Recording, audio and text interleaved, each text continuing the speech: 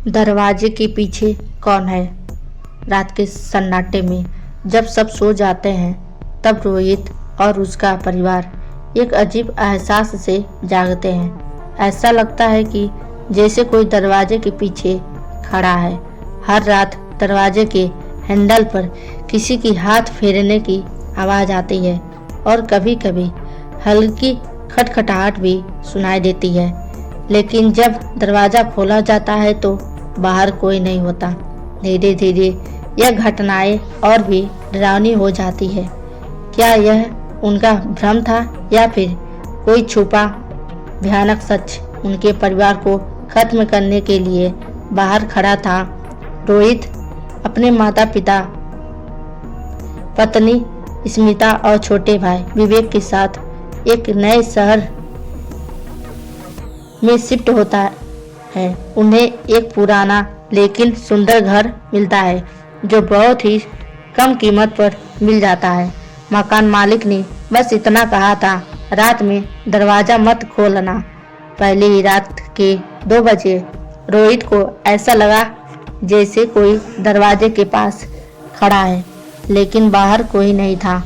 अगली रात स्मिता को दरवाजे की हैंडल पर किसी की हाथ फेरने की आवाज़ सुनाई दी। तीसरी रात विवेक ने छाया से गुजरती देखी और डर के मारे कांपने लगा। कमरे में ठंडी हवा बहने लगी जबकि खिड़कियां बंद थी। रोहित ने एक दरवाज़ा खोल दिया और उसे सीढ़ियों पर किसी की परछाई देखी जो कुछ ही सेकंड में गायब हो गई। रोहित ने पड़ोसियों से पूछा तो उन्होंने ये चेतावनी दी, रात के बाद दरवाज़ा मत खोलना। लेकिन उसे इस घर की सच्चाई जाननी थी। उसने पुराने दस्तावेज खंगाले और पता चला कि इस घर में 50 साल पहले एक परिवार रह रहा था जो एक रात अचानक गायब हो गया। घर के पुराने तहखाने में एक सीक्रेट कमरा मिला जहां दीवारों पर खून से लिखे निशान थे।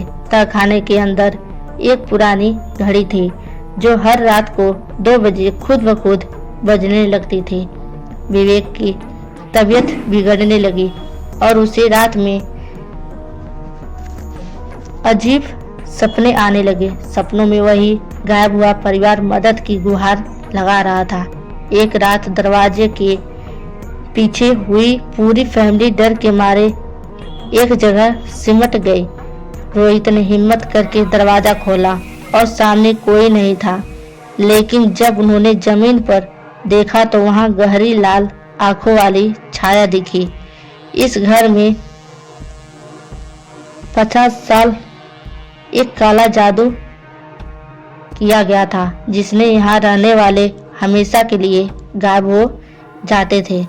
लेकिन रोहित को एक तांत्रिक मिला जिसने बताया कि अगर एक बार और दरवाज़ा खोला तो पूरी फैमिली गायब हो जाएगी। तांत्रिक ने घर की शुद्धि करने की विधि बताई, लेकिन वह रात सबसे डरावनी थी। क्या रोहित और उसका परिवार इस घर से जिंदा बाहर निकल पाएगा या वे भी उन लोगों की तरह गायब हो जाएंगे? उनकी आत्माएं अब भी वहां भटक रही थी।